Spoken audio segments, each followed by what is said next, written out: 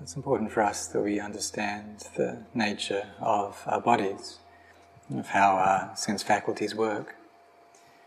So we see that for us it's very normal that we can perceive images and forms. But if someone is blind, there is still these forms present and there's light, but they're not able to see it. And those things are present, but their minds don't have that feeling or that perception of sight. So it's not there for them. And it's the same with people who are deaf. Even though there are sounds around them, they don't perceive those sounds. They don't reach the mind.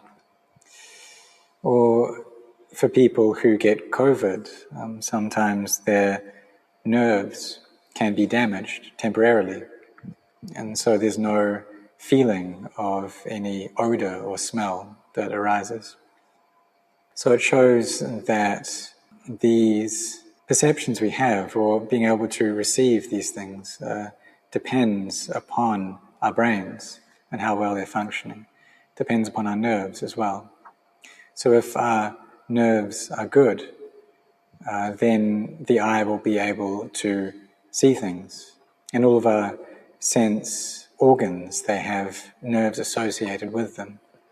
So if the nerves of the eye are working well, then they'll be able to perceive forms. If the nerves in the ear are working well, they'll be able to hear sounds.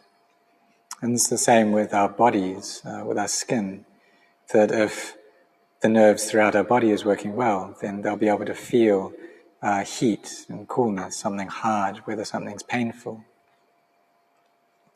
And you can see that if our brains have problems, and say there's an aneurysm, or we get a stroke, then certain parts of the brain may stop working.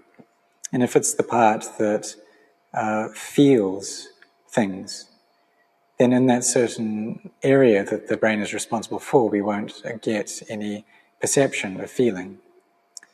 So for some people it may be their foot, and even though they may get acupuncture in their foot, a needle stuck in, they don't feel any pain at all.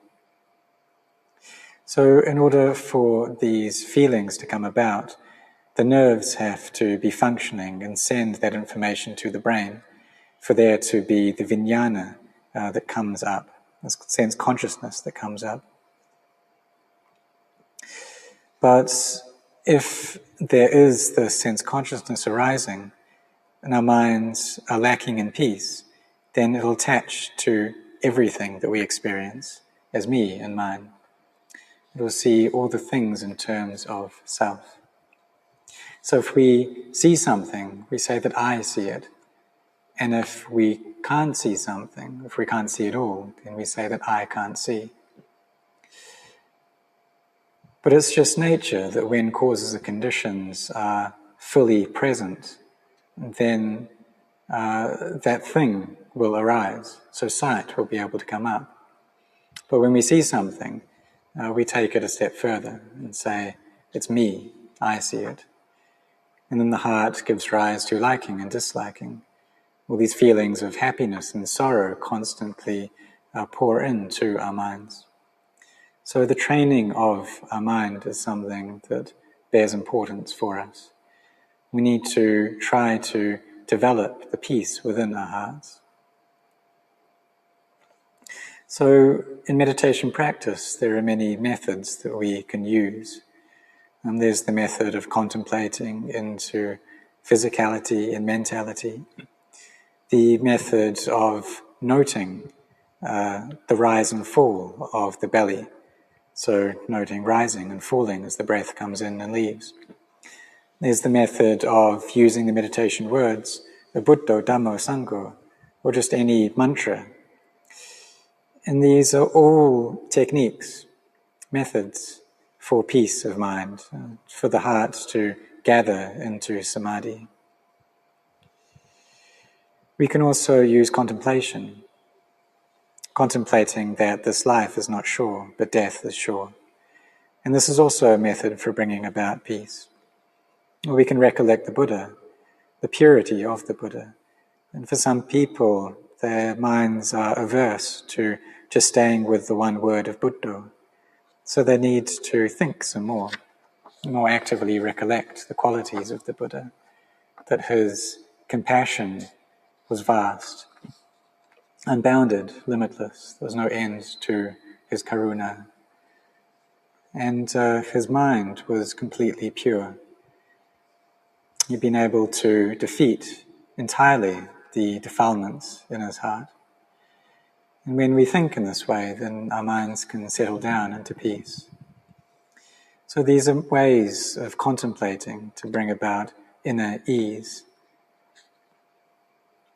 For those of us who are charitable on a regular basis, we can recollect that as well, all the goodness that we've done, all the skillful acts that we've engaged in. And even though on that particular day, we may not have had the opportunity to do any good deed outwardly, maybe we didn't have the chance to go to the monastery to make offerings, but when we recollect the goodness that we have done in the past, then our minds feel at ease, they feel peaceful and calm. So all of these methods to bring about inner peace are what we call samatha, the calming methods. And vipassana is the arising of clear insight, clear knowledge. And this happens little by little. And initially it's just a small amount of vipassana. Like when we recollect death, we contemplate, reflect that this life is not sure, but death is sure. Or we can look into the nature of these bodies, seeing them as being something inconstant, something that needs to get old, and then sicken, and then die. So thinking in this way is very close to insight. What we're doing is we are recollecting based upon the memories that we have. Recollecting that these things are inconstant, that they are stressful, that they're not self. But this doesn't give rise to true wisdom, however. It's only when the mind is in a state of peace, when it's come to a point of stillness, that we'll be able to see these things clearly. And when the mind is calm in this way, then we can gain knowledge.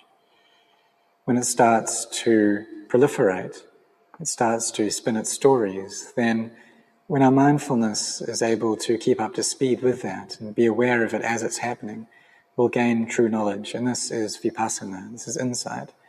But it's not thought. It's knowledge, it's not thought. So this knowing comes from the still mind. And the still mind is what is able to give us insight. We know what the mind is feeling. We're able to separate out the body from the mind, that they're two different things, they're two different parts, different entities. We're also able to separate out the mind from its objects. So the mind is one thing, its objects are another thing. And when we watch people as they walk about, we'll perceive them as just being robots, knowing that there's no self there. Seeing that this is just samuti, just conventions. So we may tell ourselves this. We may tell ourselves that all physicality and mentality is not self. And we can recite this over and over. But this knowledge isn't real. We tell ourselves this, but it doesn't become true in our hearts. But when it does really come up, when this insight comes up, we'll see people, but we'll also see that they're not people.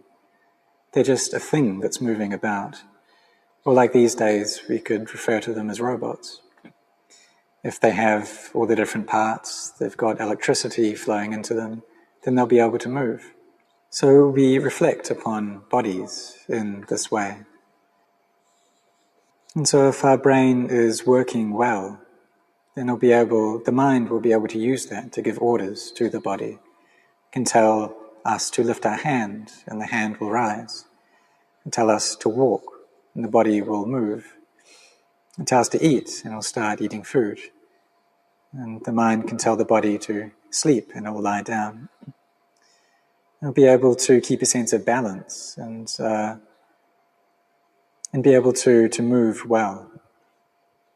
But if there's something that's gone wrong, if, for instance, the veins have reduced in size and the blood isn't flowing into the brain properly, and the area of the brain that's responsible for movement isn't working or is being damaged, then the mind simply can't control the body in that way. And that's because the brain isn't functioning well. And the reason that we're able to move like we can normally is due to the correct functioning of our brains. So if our minds are peaceful, then we'll see all the bodies, the people around us, as robots. And they're not self. So we view them in this way. There's no being, there's no animal, no us, no them. And it's something that we are able to do. We can gain this knowledge. But in the beginning, we do need to train ourselves to bring up goodness, to develop samadhi, to walk this path of sila, samadhi, and panya, the path that will take us to seeing the truth. It will take us to abandoning the sense of self. And if we walk this path, we can get there. But if we don't train in this way, then having been born into this world, we'll just follow the ways of the world. We'll just follow the demands of our bodies. So our bodies get hungry, then we go out to find food. We carry on doing this, then eventually the body gets sick. And really, we're no different to just common animals. When it's the time to eat, we go searching for food. It's no different from a chicken.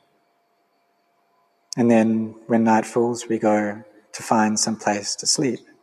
We wake up and go searching for food again. And that's just what life is about. It's just finding food and rest. So that's how animals are. It's their nature. And for us, if we don't train ourselves, we don't develop this path, we don't study anything, we don't cultivate anything, then we're no different from an animal. We're devoid of wisdom. So we should ask ourselves, why were we born? As a child, or if we have children, we should ask them, why were you born? When they grow up, ask them, why were you born? And what are we going to do with these lives before we die? If we don't gain any knowledge, all we'll do is just follow the emotions that come into our hearts. Any greed, hatred, delusion that arises, we just follow that continuously, always running after it, always dragged along by it, never meeting with any inner peace. But if we gain some wisdom, then we'll also gain knowledge. And we'll know about generosity. We'll come to the monastery and make offerings. And we'll get to know the teachings of the Buddha and be able to praise the Buddha. When we do this, we give our homage to the Buddha through building goodness and through sacrifice. And so we cultivate this. We cultivate generosity. But even so, some people may criticize us for our generosity and say, well, why are you giving things to the monks like this? It all just disappears, you don't get anything back. It's better to make offerings to the deities. At least then there's something left. But we must understand that what we gain is internally. We gain wealth in our hearts. So just like a seed of any kind of plant that is put into the ground, if the things that it needs to grow are there, there's enough rain, enough sunlight, there's enough nutriments, then it will start to grow and develop. And so to our hearts, if they've developed goodness, if they have skillful qualities, if we've cultivated merit, then they'll grow up, they'll develop. So we have our generosity, we try to keep our precepts well. And then there's this aspect of bhavana, of cultivation. And this is something that's quite difficult, it's not easy to do. And it's not just that we have to be only mindful when we're sitting, but we try to keep our mindfulness with us in the present moment no matter what we're doing. If we're eating, if we're moving, we try to be very aware of what's going on, of the actions of our body. And if we're mindful, then the scattered thinking, the restlessness of our hearts, the desire for sensual pleasures, the aversion, the doubts that they have, these things will start to ease. The amount of thinking that goes on will lessen, and our minds will settle into peace. So it's the nature of our minds that they do have greed, hatred, and delusion present in them. So we need to bring up this knowing, this mindfulness, to be able to control our minds, to have a sense of what's going on, and to be able to teach our hearts to be intelligent. So having been born, then everyone moves towards death.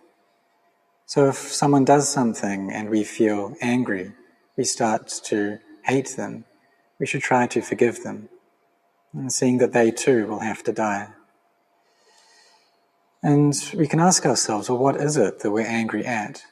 It's not actually a person. We say I'm angry at such and such, but they don't actually have that name. That name isn't real. There's no true person there. All there really is a mind. And this mind in its true state is still and radiant and bright. It's just that when these impressions from the six senses arise, the mind starts to create things. It starts to give rise to its narrative. And this narrative can tell us anything. It can create goodness, it can create evil. This narrative can tell us that this is good and that's bad, that this is meritorious and that's demeritorious. It can tell us every kind of thing.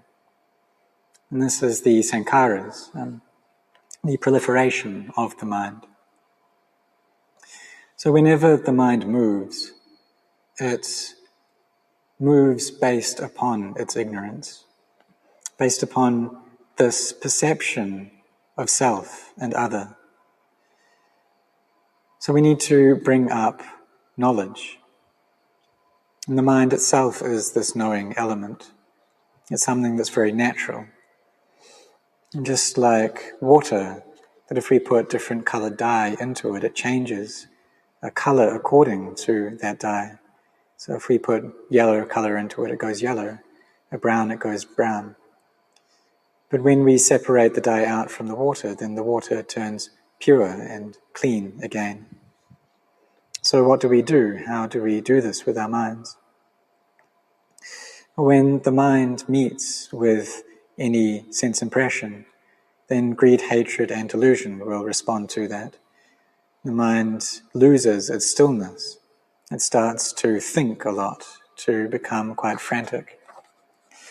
So we have to bring it to a single meditation object and try to keep this continuously with our hearts.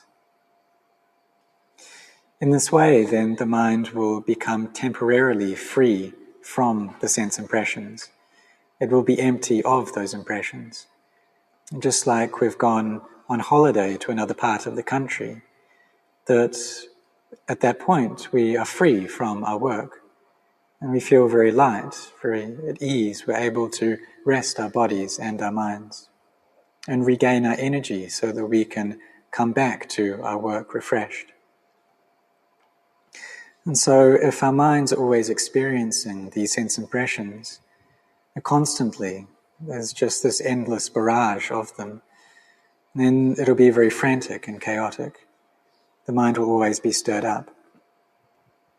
It'll always be giving rise to perceptions of a being, of a me or an other, which works to create chaos in the mind. So we need to bring our minds to a meditation object, and develop them into a state of peace. And then we'll be able to see that the reason that we were born is to develop goodness. And even though we may do this, even though we may be very good people or do a lot of good things, still people will criticize us. They may insult us for it.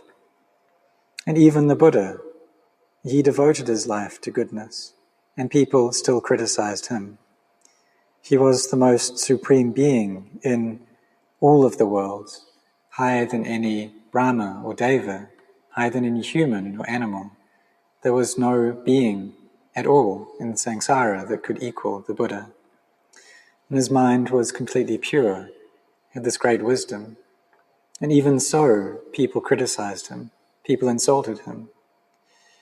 So for us, we've been born into this world, and in doing that, we need to meet with criticism, and people are going to gossip about us, because these are the Dhammas of the world. These are the natural qualities that abide in the world. And no matter how much good we do, people are going to blame us. And if we don't do good things, then people are also going to blame us. And so we need to be cautious, always be looking at our minds, try not to attach to these worldly dhammas, these worldly qualities. So whether it's praise or blame, gain or loss, status or loss of status, pleasure or pain, these are things that we all have to meet with. These are pairs that arise in the world. So we do need to be cautious around them. But if we don't train ourselves in any meaningful way, we just live our lives going off to work and then eating and just doing that, then when someone insults us, we won't be able to take it. So we need to cultivate our minds and be really intense in this training to bring up more energy in our hearts. And even if we have a family, we still need to work at this inner cultivation as well and develop this continuously, always try to train our minds. When we do this, then we'll come to the realization that the reason that we were born is to develop our minds and to build up goodness. And though we have these defilements of greed, hatred, and delusion, that we were born to abandon these, to slowly but surely reduce this greed, this hatred, and this delusion. That maybe we start off with a lot, but as we develop, then we are left with just a little. So even though we do have these qualities, or these defilements, we put in effort, we train ourselves, and they will steadily lessen.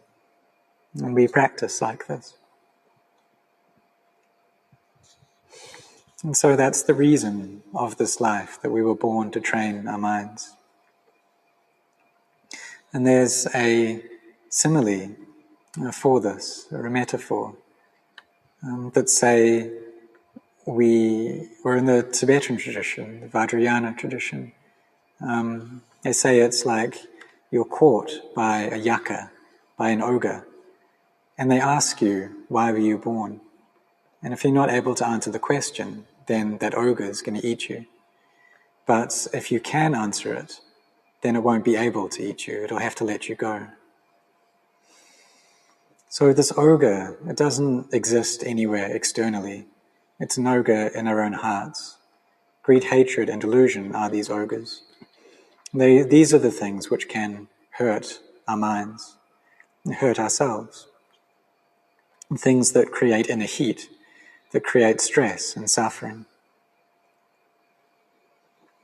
So if our minds are peaceful, then they'll come to a state of emptiness, and we'll realize not self. When we see people moving about, we'll just see them as skeletons walking. The mind is still, and it's able to gain insight. in this state. So we try to practice following the Dhamma of the Buddha. And this Dhamma is still here with us. The teachings are still around. And even though the Buddha passed into Parinibbana, he's actually still with us in the Dhamma. And so when we see the Dhamma, then we see the Buddha.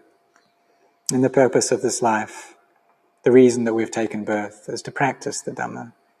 The reason we were born is to come to see the Buddha. When we have respect and devotion in the Buddha, then we have a refuge, we have something that we can rely upon. Just like an old person needs a walking stick to lean on. And so if we have the Buddha, Dhamma and Sangha as a refuge, then we have something to lean on. But for those who don't have this triple gem, don't take refuge in it, then they've got nothing to rely upon.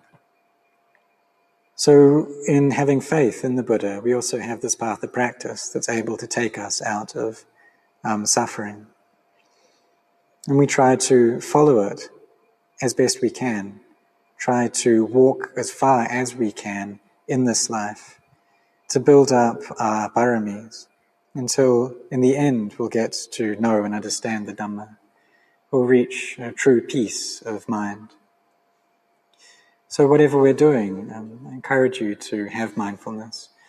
If you're traveling, then chant as you're sitting in the car as well. And pick up just one chant and use this as a means to cultivate the mind, as a means to gain peace inwardly. And this is a good method of inner cultivation.